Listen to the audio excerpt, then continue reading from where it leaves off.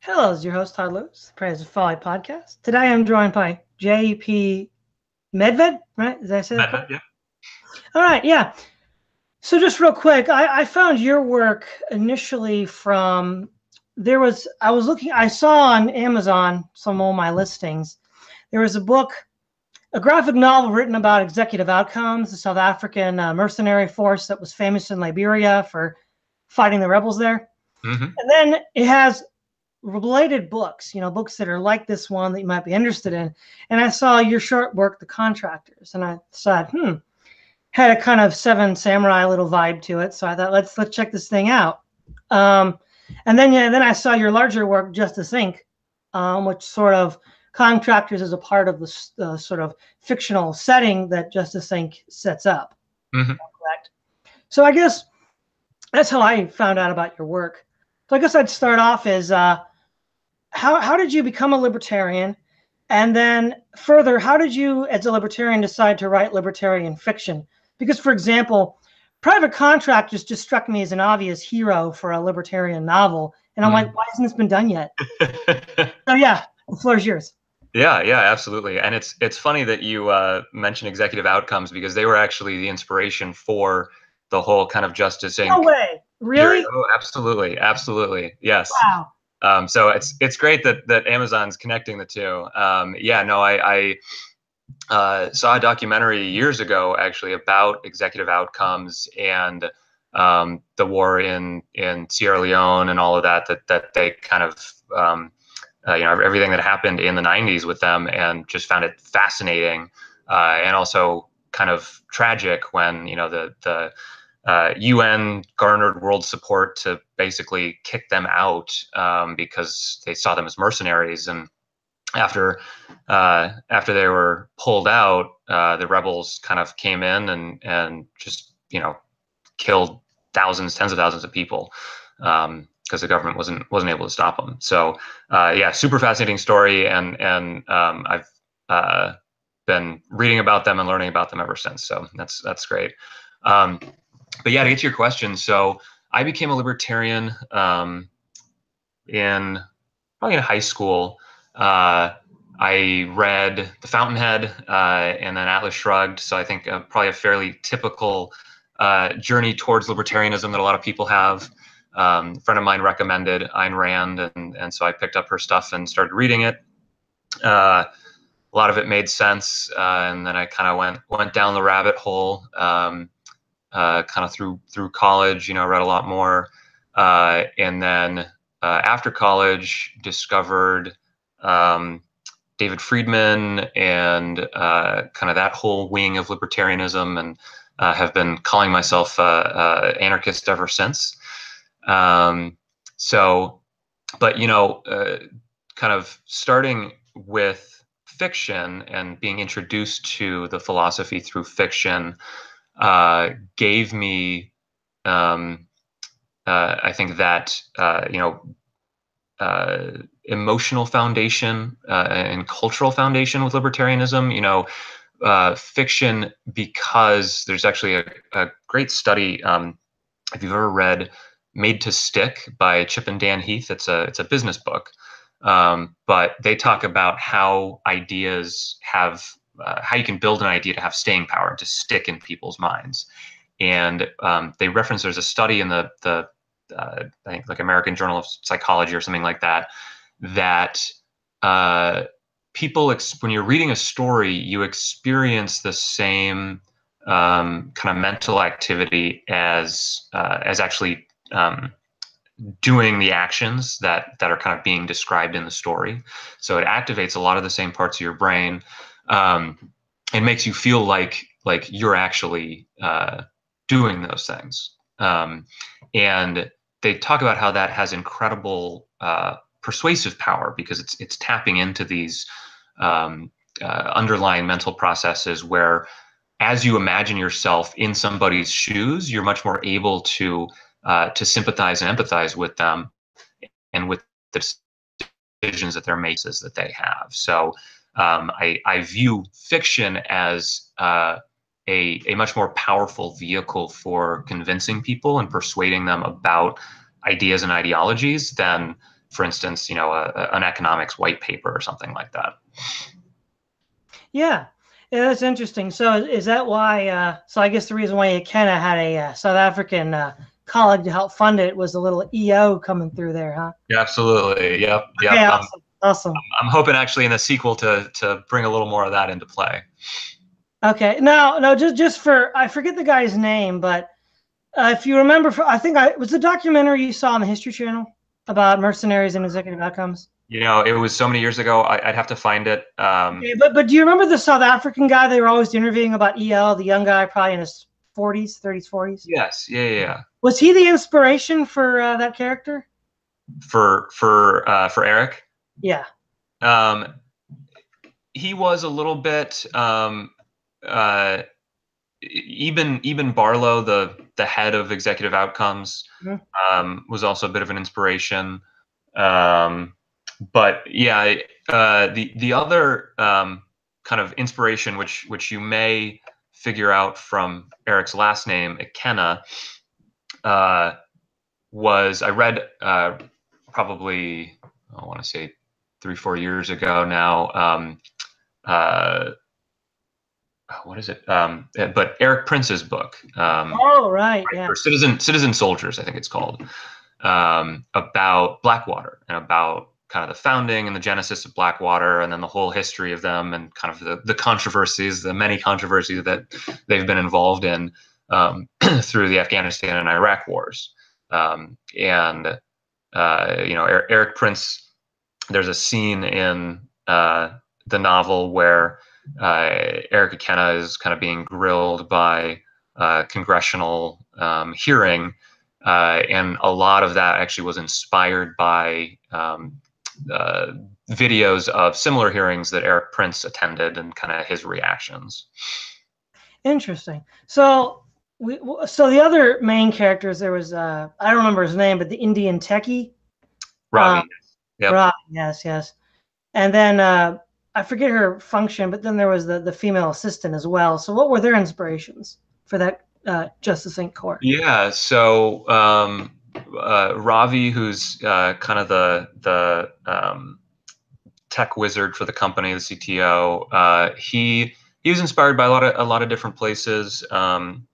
If you've ever seen actually his personality was inspired, if you've ever seen Community, the show, by the character Abed in that show. Was kind of a template that I used for that.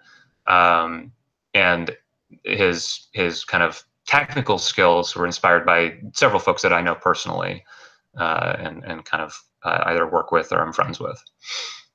And then Jenna also had a lot of different kind of inspirations, and I find this happens that characters tend to be amalgamations of either people I know or other characters that I've seen in other media, like movies, TV, or people that I'm reading about and I'm familiar with.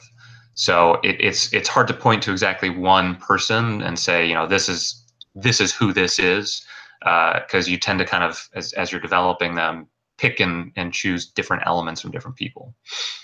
Yeah, when I was reading it, I was trying to sort of put faces on the characters, and so the South African guy, once I figured out his last name, I'm like, yeah, he's South African, definitely. Yep. And Ravi is an Indian. Now, Jenna, wasn't she like Welsh or British or something? She actually, no, she has some Latina heritage, actually, some Hispanic heritage. Right. Okay. Yeah, because I'm trying to figure, because some of the people, it's not clear like where they're from, so it's a little hard to put the visual image to the face, Yep. How did you if it's not too many spoilers, how did you come up with the basic arc of the story for Justice Inc.? Sure. So yeah, the basic premise is that Justice Incorporated is a private military corporation, like Executive Outcomes, like Blackwater, but that they do not make money from governments. So they're only interested in kind of making the world a better place through bringing safety and security to regions that have not had it kind of on the world stage before. And so the inspiration for that concept actually came from a conversation that I had with the former CEO of the company I work with, Capterra, where I'd actually recently watched the documentary about executive outcomes, and he and I were talking about how in a modern world where we have like things like gene editing and blockchain, and we're getting close to flying cars and all of that. How can you have all of that coexist with these just very repressive, kind of tyrannical dictatorships, basically that are kind of across the globe? These places in the Middle East, North Korea, that are just so backwards and repressive, even though there's this kind of unprecedented explosion of global prosperity and technological progress. That disparity really we were kind of trying to grapple with in this conversation. And he actually had the idea, well, what if you had a nonprofit essentially that you could crowdfund, and you have to put safeguards in place and whatnot, but that could kind of go in and depose these dictators and help defend their kind of populace from the depredations of their government. So that conversation really got me thinking, and I started to noodle a little bit more on the practical problems and implications of a system like that. And then also being kind of the good capitalist that I am, well, how could you do that not with a nonprofit, but with a for-profit organization? And what would the actual underlying economics of that look like? And how might a company like that kind of work and survive? So I did a lot of research, read about kind of existing private military corporations and private security contractors. There's a security company actually out of, I want to say, Chicago, that operates a lot under this model, although more for policing than necessarily military.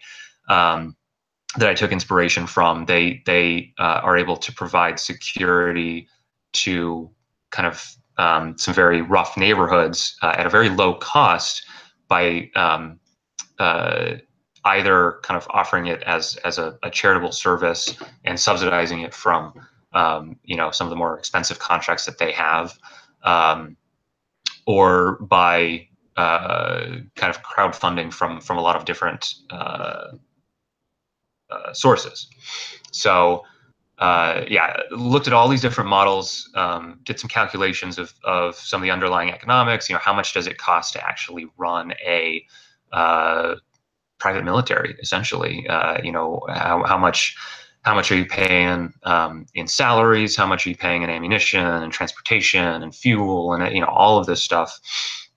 And how could you make something like that economically viable? So after doing that research and determining that this could work, I set about kind of thinking about, well, okay, where's an interesting story here, and where might this kind of be demonstrated on the world stage, and in a way that kind of makes logical and emotional sense. Mm-hmm. So that was kind of the genesis of the whole concept and story. Yeah. So would it be fair to say that this is sort of like a fictional PDA, a kind of Hoppian style PDA? It may evolve to be that way in kind of the future installments. So the goal was kind of to show over the arc of aiming to write at least 2 more novels in this series, to show how a private defense organization might evolve out of kind of a more traditional Blackwater-like private military corporation. How do you get from daughter to a David Friedman or a Hoppian kind of rights protection agency, essentially. Yeah. Now, I do notice that in your book, Justice Inc., it kind of, at least for the story, primary security contract is in South Sudan. Mm-hmm. Was that in any way inspired by John Wesley Rawls' book, Land of Promise, where... It wasn't. It's one of those situations, I think, where you have like the invention of the airplane. You have kind of multiple people coming up with very similar ideas at the same time in concert. But no, I'm familiar with the book. Have not read it, but familiar with the book, and actually am part of a libertarian fiction authors association with the authors. But no, not inspired, one way or the other. I don't think they're inspired by Justice Inc. That's just really interesting that you'd both pick that place to try out your libertarian storytelling. Yeah, well, I've got kind of a family member who's from there, and actually has a very fascinating story about kind of getting out of there alive. Family by marriage, and it's such an interesting, the creation of South Sudan is such an interesting story. It's I think still now the most recently created country in the world. I want to say 2012, and there's a lot of kind of stories and media around it. Kind of a very sad, tragic civil war after the creation of the country. But just, really an interesting location and a people and history. You go back a couple, 100 years or so, and you're looking at, and this is, I guess, more technically North Sudan or Sudan, but the history of kind of British rule and the Mahdist uprising and the Churchill and General Gordon and all of that. So just a very fascinating part of the world. Yeah. Now, I don't know if you followed like the video games, but Call of Duty did a game in 2014, Advanced Warfare, where an evil private security corporation tried to take over the world, and the U.S. government saved the day. So, are you sort of trying to create the opposite Call of Duty Advanced Warfare? Yeah, I would say this is certainly a counterpoint to that, although it wasn't. It was kind of being written, I think maybe when that game was published or after or before.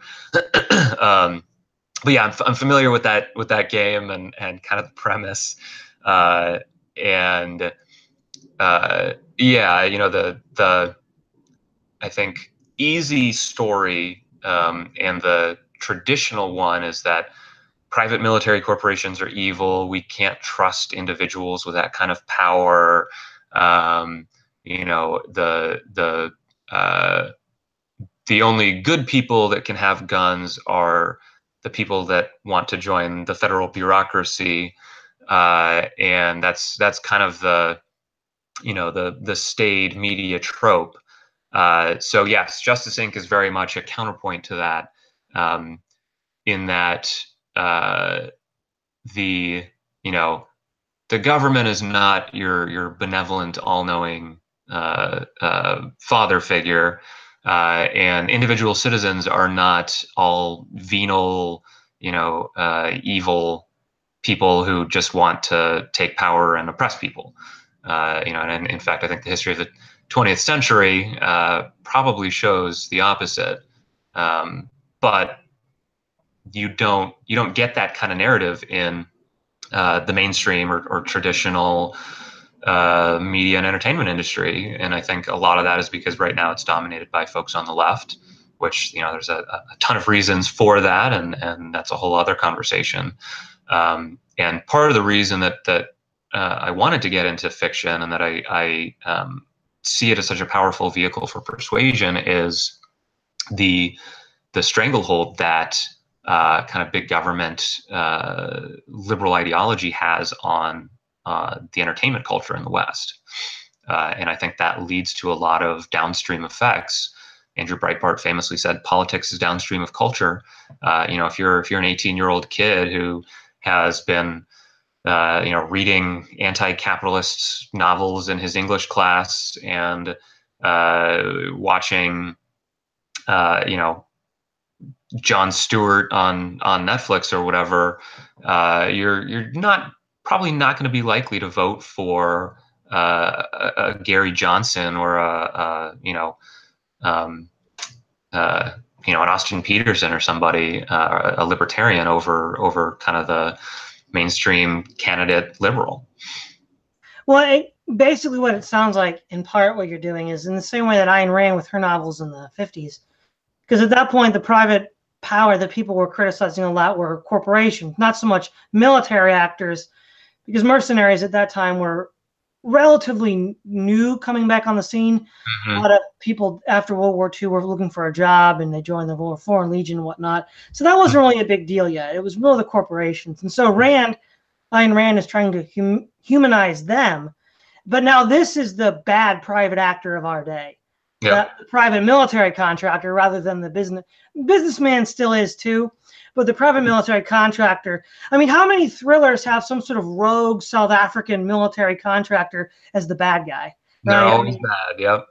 Yeah, exactly. And so it seems that what you're doing is sort of what Rand is doing, but in a more updated sense for a more updated face of corporate evil, so to speak. Yeah. You could say it's kind of rehabilitating the kind of private security contractor. The other thing is now, of course, we have to talk about the influence of the granddaddy of all libertarian science fiction, Starship Troopers. So how did that influence this, if at all? I read Starship Troopers the first time in 5th grade and just absolutely loved it. And who doesn't love it? yeah, and have reread it since. And still love it. Heinlein is, there's a reason that he is the grandmaster of science fiction. Absolutely. I think there's kind of influences in Justice Inc., whether conscious or not, from him. Certainly the power armor and a lot of the technology in that have an influence, and also kind of what he kind of took is that what do you say, the kind of brothership of arms, the kind of comradeship of men who face combat together, and the loyalty that you feel for your kind of fellow fighters, basically. But obviously another big influence from him that most libertarians, I think, are aware of is The Moon is a Harsh Mistress, which is his kind of detail or his story about a libertarian revolution essentially on the moon, a prison colony on the moon. I actually, there's a Liberty Magazine survey from a few years ago that asked, what was your biggest influence in becoming a libertarian? And by a wide plurality, I don't think anything else really came close. People said either Ayn Rand's fiction or Heinlein's fiction, Moon is a Harsh Mistress specifically. And that was another kind of big aha moment for me was, I think so many libertarians try to bring people into the movement with these just really dry, logical arguments about taxation and individual rights and the non-aggression principle and negative rights theory, and these just 20-page essays about kind of logically proving from first principles that this is the correct position to hold, which I think you have to have that foundation for the types of people that think that way. But most people don't think that way. Most people are much more intuitive, much more kind of emotionally driven. And for a movement that really started to blossom and gain adherence because of fiction, because of people telling stories, Heinlein and Rand specifically, it's not more libertarian fiction authors. That there's not more people that are really trying to duplicate that and replicate that success and bring more people in with stories. Yeah, when it comes to like these storytelling, I remember there was a libertarian, I think it was Mises or something. They put together some list of libertarian science fiction. It might have been a Lou Rockwell podcast. Mm-hmm. There's one interesting book called "And Then There Were None," where everybody leaves Earth, and then once Frank Russell, take over again. It sounded cooler in theory than it did in practice, but I do have, if there's any, if you don't want me to reveal any spoilers, that's fine. But there is a question that is a sort of a spoiler. So is it okay if I bring this up? Okay. So at the end, Eric does a halo jump, and on that one platform, and it reminds me actually of the entry of the mobile infantry, and how they come down on the planet's surface. Was that in any way inspired by the mobile infantry from Starship Troopers, that sequence? Yes, I can absolutely. It was, and now there's also some more modern influences to that. The orbital drop shock troopers from the video game Halo, for instance. But yes, absolutely. There's a lot of MI inspiration in that, and then in, like I mentioned before, the kind of the technology and the exoskeleton type things as well. Yes, I thought so. So the sort of near future technology that we see in the book, certain kinds of suits that can make you look invisible by bending light and such. The armor that you mentioned, the mobile armor, and then also the balloons that drop those flechettes on tanks. So what were and some of the intelligence gathering technology was pretty high tech. So what led you to pick sort of those near future technologies as opposed to some of the others? So for example, we don't see a lot of genetic near future technology, which right now is really hot. Yep. Crichton and Jurassic Park made that really important. Yep. So I tried to pick things that were currently happening, that research was being done or prototypes were being proven, that I thought realistically could be in widespread or at least kind of elite level adoption by 2025. So yeah, there's self-driving cars. Obviously, there's cryptocurrency. All that sort of thing is happening and becoming more introduced to the mainstream. The other kind of criteria that I had for technology that I wanted to include was military applications. Obviously this is about a private military corporation, so the technology they're going to use is going to be heavily biased towards military and kinetic applications. And then does this make for kind of an interesting addition to the story and something that's, as in fiction, you gotta get stuff that's gonna kind of entice and interest people, and making sure that the inclusion of this actually adds something to the story, that I'm not just including something that is cool but isn't actually driving the plot, was also another consideration. So I included, for instance, 3D printing is kind of a big hot thing right now, and most libertarians are aware of Cody Wilson and the 3D printed gun. So I included 3D printing for kind of pharmaceuticals, 3D printing pills and medicines and things like that, which is something that's being developed and that's being researched and discussed and talked about within that space. And while it doesn't have really a military application, I included that because, as you know, having read the book, there's a very kind of important plot point that revolves around the use of 3D printed pharmaceuticals.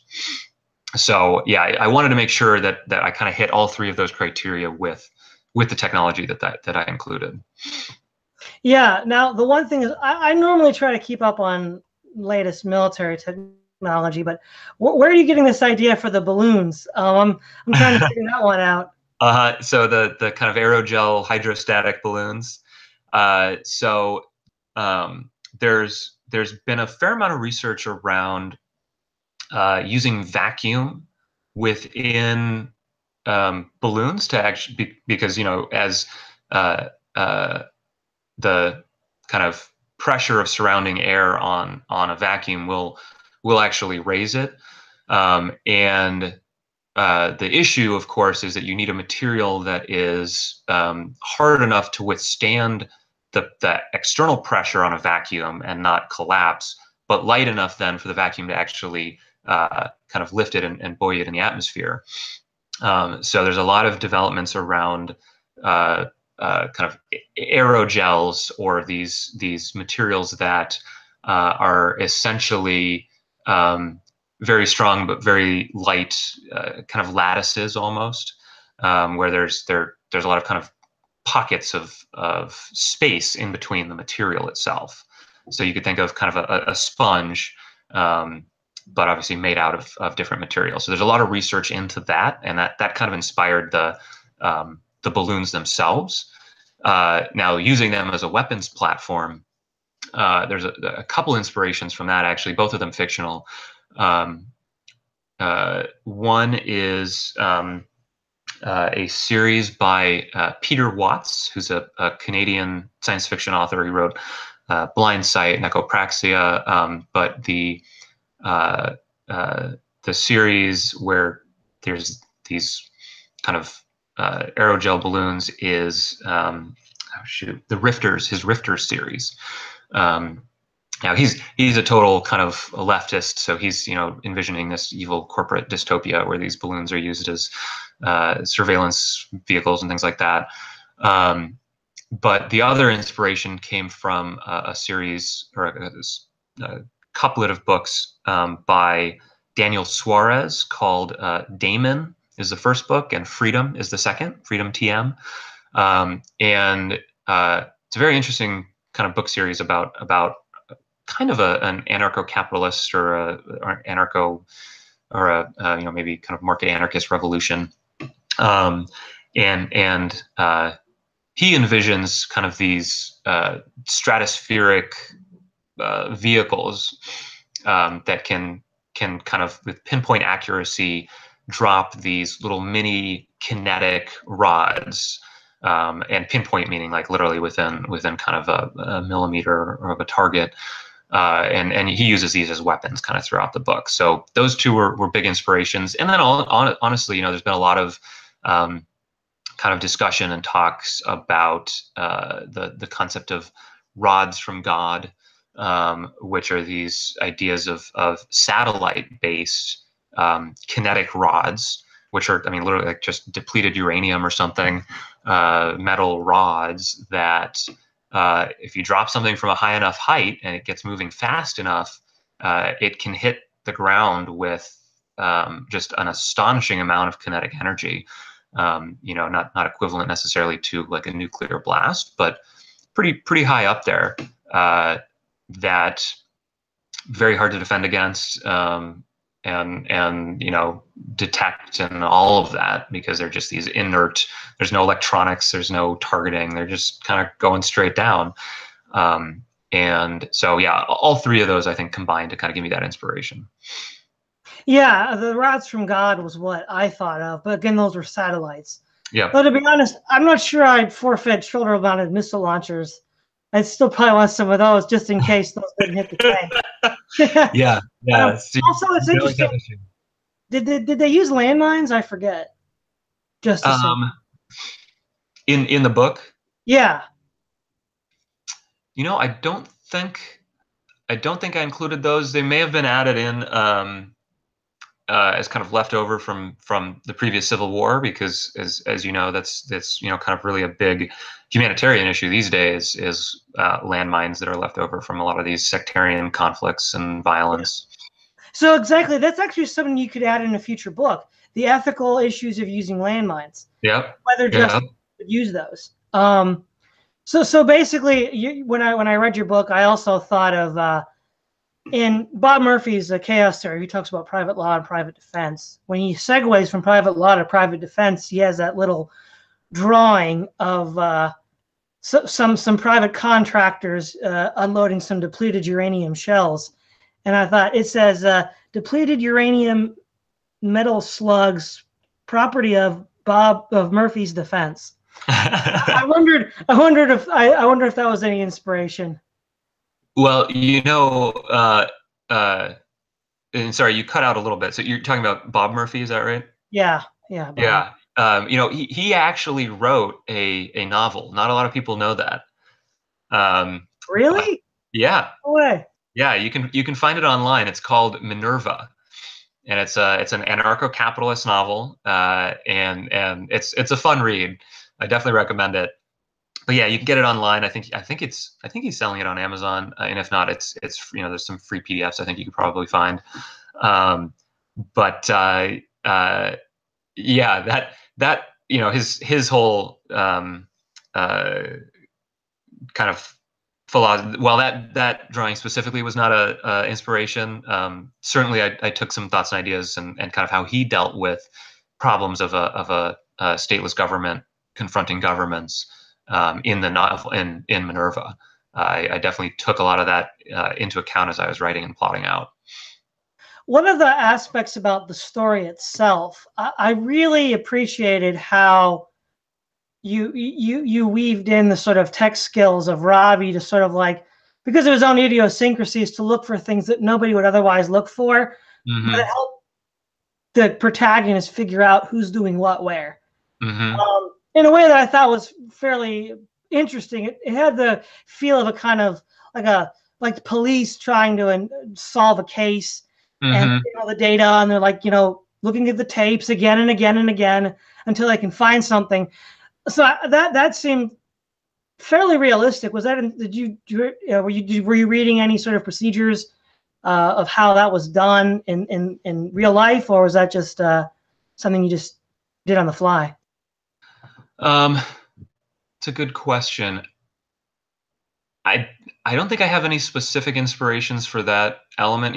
I've always loved that part of mystery novels or thrillers where the characters have to figure out have to solve a mystery, and the process by which you actually do that research and dig in, and that type of personality as well, the kind of type of person that is able to really focus and maybe go down some rabbit holes, but also find some very interesting things, or something's not quite right here.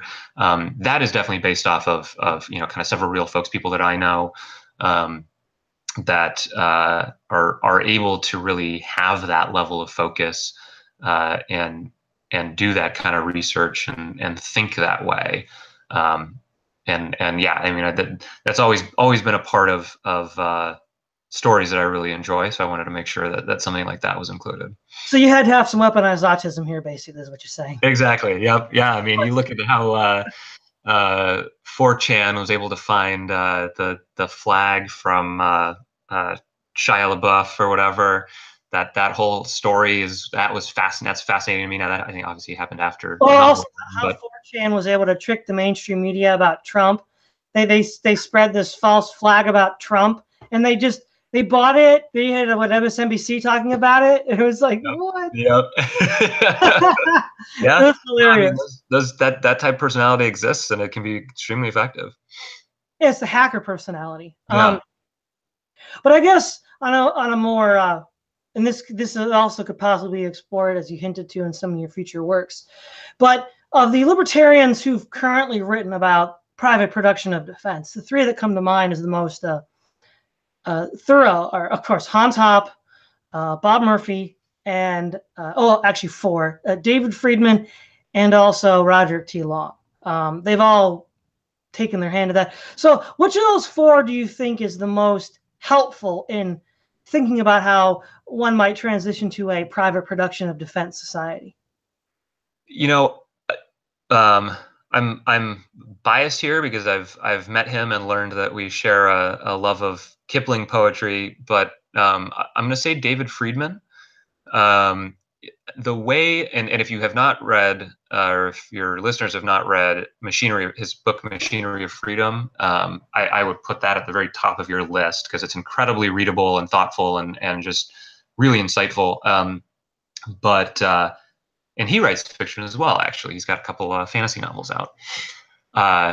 But yeah, the way that Friedman talks about a private law and a private defense society and the creation of it, I find the most useful because he's not dogmatic about it, and he admits a lot of the kind of potential problems and implications of moving towards that society, and he's very intellectually honest about the difficulties that you would encounter and have to deal with in both moving there and once you're there, maintaining that type of society. And I love a lot of the thought experiments that he uses and the hypotheticals that he talks about how a lot of this kind of private provision of public goods could happen, and what are some examples and ideas. And yeah, what would you need necessarily culturally, for instance, to have it? Would you want or would you need to cultivate a citizenry that believes in kind of private military training and charity and goodwill towards corporations that help to maintain national defense and things like he talks about. You'd have a parade and the Apple battalion would be marching behind the Microsoft battalion, and they'd be trying to outdo themselves in how much they're providing for national defense and things like that, so that people would give them the kind of goodwill. You talk about corporate social responsibility these days in regards to the environment. Would you also have a move in that type of society for corporate social responsibility in regards to national defense? So I just his writing is just eminently readable, and the way he thinks about things and the intellectual honesty that he has about the downsides and the difficulties, I just can't recommend that enough, and I think that's that would be my recommendation for it. If you want to start on this type of thing, start with Friedman. He's great. I would actually have to agree. I think Friedman really is probably, and I think, yeah, you hit the key point here with Friedman is that he's not dogmatic. He'll say, yeah, there are real problems that have to be solved, and he even admits they may not be solved, but that's a problem he wants to solve. That's his choice. So, yep. And also the sort of like more dogmatic points of view, they kind of tell just so stories, where it's like, well, yeah, sure, it worked with all those parameters, but would we really expect all those parameters to be in existence? And I think one of the key things that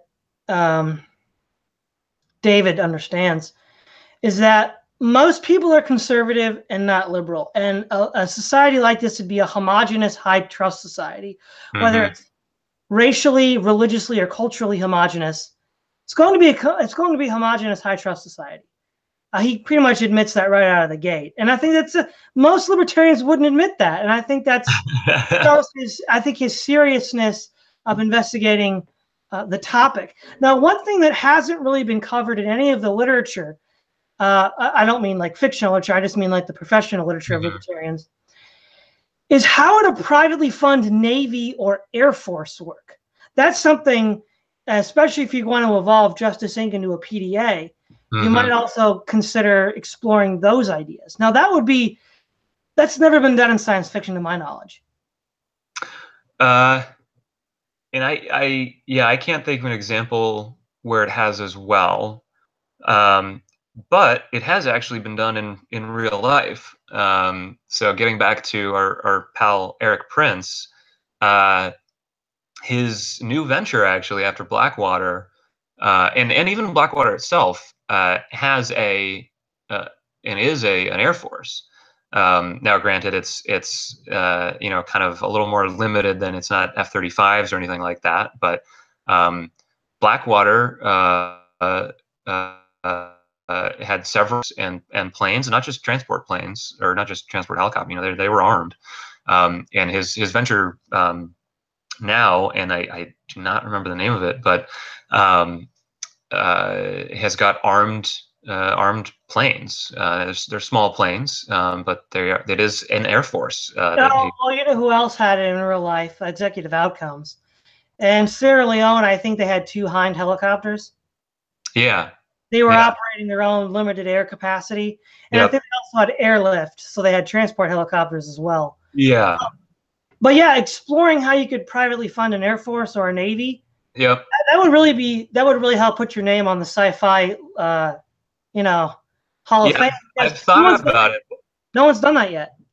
And an interesting thing about modern the kind of advancement of technologies right now is a lot of what we think of as modern air forces and navies are going to be kind of made obsolete with the introduction of drone technology, drone swarms, kind of more advanced missile technology. I think there's a lot of talk about would a U.S. carrier group actually be an effective fighting force if it can be outranged these days by missile and overwhelmed by kind of relatively cheap autonomous drone swarms. Well, did you the Ripper war games? There were some Navy Army war games. I want to say like around 2014, and they were a mock fight against terrorists. And so basically, they're in the littoral zone now, right? Because the Navy's doing support for ground operations, and I think they even had a carrier in the littoral regions. And so Ripper was a Marine general who was playing the role of the terrorist, and he just put all of his guys in rubber dinghies with suicide bombs and just swarmed the carrier and sunk it. And basically they canceled the war game. They said we got to start over, and they had a rule where you couldn't do that. Yes. I was actually probably within the last couple of months reading about this. Yeah, it's called the Millennium Challenge, and you're right. It was it was 2002, and the red team, the OP4 commander, General Ripper, right? Ripper. Yeah, something like that. He used very innovative tactics and had a lot of kind of light civilian boats that he armed and kind of swarmed and overwhelmed the U.S. Navy force. And I think he did similar with light aircraft and civilian aircraft as well. So it's definitely a tactic or a strategy that is worth considering and thinking about. And I think it's part of this more generalized democratization of weapons of war, essentially, of the ability to make war on a fairly cheap and low level. So we talked about Cody Wilson earlier, 3D printing firearms. Now basically anybody can have a gun, and drones and other digital technology are enabling kind of very low level insurgent type organizations to build out fairly sophisticated warfighting capacities. So basically what you're talking about is open source warfare. Yeah. They talk about 4th generation warfare as kind of guerrilla insurgent, and now we're nearing 5th generation warfare. Yeah, so we're near the end of the interview. Is there anything you'd like to end with before we wrap this up? Well, I will kind of put in a call for other libertarians. I mentioned earlier, I'm a member of a writing group called the Libertarian Fiction Authors Association, the LFA, and you can find that I want to say, libertarianfictionauthors.com. And it's a great, I mean, it's basically kind of a writer support group. So we do promotion of each other's stuff, but we also do a lot of discussions about writing craft. We beta read each other's work, and give people, give each other feedback and critiques, and point out opportunities and things like that. We actually, a couple of years ago, a short story contest with the Students for Liberty organization. So it's a great group of folks, a lot of authors, a lot of John Hunt's in there, Travis Corcoran, myself, a bunch of other folks, and would love to have additional members. Check it out. Also, if you're a reader, go to the website. There's a great list of books there. You can sign up for the mailing list and get updates when new things come out as well. Just a great organization, and I think important that we encourage more fiction writing within kind of the libertarian movement. A great way to win people over, and if not, then at least it's a good source for more books for me to read. Yeah, exactly. Well, thanks for coming on. It was a great interview. Glad to have you. This is thanks for having me. Of the Prize of Folly podcast, signing off.